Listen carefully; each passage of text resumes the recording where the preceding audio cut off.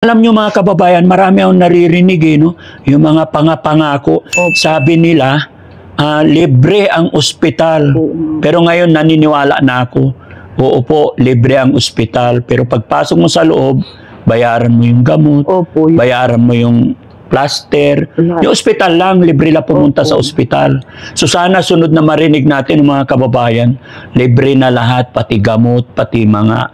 Kasi pagdating mo dun sa ospital, sasabihin ni Juan, pag ako nanalo, libre ospital. Libre pala ospital ay pumunta lang ng ospital. Pero may babayaran pagdating mo sa ospital. Wala nang gamot, bili kayo sa labas. Kaya yung mga pasyente na pumipila, no? Sana lang ipag-pray natin mga kababayan na dumating yung panahon na libre na po lahat, no? Ayan. So sige na dahil para sa hiling ko na sana mga pagpa-opera ka na. Kasi bata ka pa. Sayang, no? O bibigyan kita ng tulong pero sana magpa-opera ka na. Opo, Daddy Frankie. No, ito na yung stepping stone, ha? Opo, Daddy Frankie. Kaya po gusto kong lumapit po sa inyo. Ano, Nay, bibigyan kita pera pero ito yung sana, ito yung stepping stone para mapagpa-opera ka, ha? Daddy Frankie. Kasi ang laki-laki na ng tiyan mo. 14.8 cm na po. Laki na po. Tsaka may cyst pa po dito sa... pag hindi mo pa maingatan yan, malapit ka na patay. Papunta na po sa cervical cancer po. Cancer na. Ayun, pag pumasok sa cancer, goodbye Philippine ka na. Po, Daddy Frankie. Payag ka patay? At least nakita kita, Daddy. Ay, sus Mariusip! Kasi matagal ko na talagang gustong makita ka, Daddy Frankie. Hindi lang sa... Isipin mo yung magpa-opera ka. Ha? Kaya pa yan. Sana po, Daddy Frankie. O sige, akin na kamay mo, bilangin natin, ha? 1, 2, 3, 4, 5, 6, 7, 8, 9, 10,000. Salamat po, Daddy Frankie. Magkakapagpa-opera na po ako nang dahil sa inyo po. Loobin sana ng Panginoon. Sana. Pagkuan po, doon lang po ako sa Santa Maria Binalunan, maski pasyalan niyo po ako doon. Sabi ko pa nga po sa mga kasama ko kahapon, sabi ko, lalapitan ko si Daddy Frankie kako. Sinabi ko po sa kanila, sino yun? Sabi niya, basta si Daddy Frankie yung vlogger na matulungin kako po. Saan ba yun pwede kitang mapanood? Oo, kakong ganon. Yun nga po. Pupuntahan kita doon sa lugar ninyo pag napagpa-opera ka na. Pag hindi ka nagpa-opera, hindi na kita pupuntahan. Ibig sabihin, hindi ka tumupad sa usapan natin. Pupunta na po ako bukas. Walang kwenta yung pera na yan. Ang mahalaga, yung buhay mo, yung kalusugan mo. Kaya gusto ko mapagpa-opera ka para mapanood at para maalagaan mo pa yung mga anak mo. Opo, okay? Sige, loobin sana ng Panginoon, gabayan ka ng Panginoon, lakasan pa ng loob, lakasan mo yung loob mo, humingi ka kay God ng gabay, no?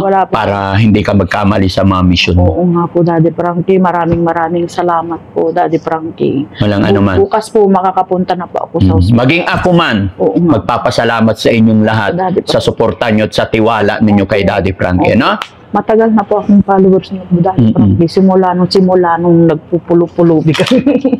Pulubi? Ako na po. Hanggang ngayon pulubi pa rin naman. Hindi po yung vlog nyo. Opo, matagal na po. Kaya sabi ko, gusto kong makita si Daddy Frankie kako sa asawa ko. Ano nararamdaman mo? Nakita mo na si Daddy Frankie? Masayang-masaya po kahit kahit na po. Masayang-masaya po para makakapagpa-opera na po ako. Okay, very good. Loobin sana ng Panginoon sa pamamagitan ng perang yan ay mga pagsimula, mga pagpa-opera, ha? Opo, okay, so bago matapos ang videong ito, shoutout mo muna yung mga kababayan mo dun sa Binalunan. Lahat ng mga kaibigan mo dyan, mga kapwa mo Marites. Opo. Andito na ako kay Daddy Frankie. Binigyan ako ng tulong para makapagpa-opera na ako.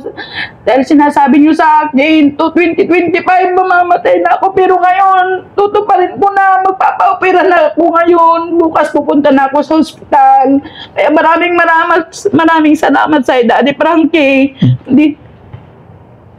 Sino nagsabi sa'yo 2025 mamamatay ka Sabi na? po ng mga kaibigan ko kasi nahihirapan na po silang makakita sa akin. Tinitingnan ko. Sabi ng mga kaibigan mo, 2025 mamamatay ka na. Oo, Magpalit ka na ng kaibigan. Kaya sabi ko po, hindi akong ganun lalapit Oo. ako kay daddy. Parang hindi para makapagpa-opera na ako. Sabi ko po sa kanila. Hmm. Yun po.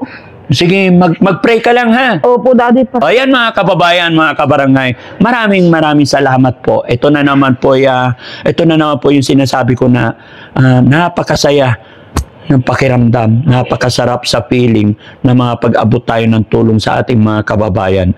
At masaya ako na pag niloob ng Panginoon, isa tayo sa dahilan or isa tayong stepping stone para mapagpa-opera si nanay at madugtungan pa yung kanyang buhay. Dahil ayon sa kanyang mga kaibigan ay hanggang sa 2025 na lang siya.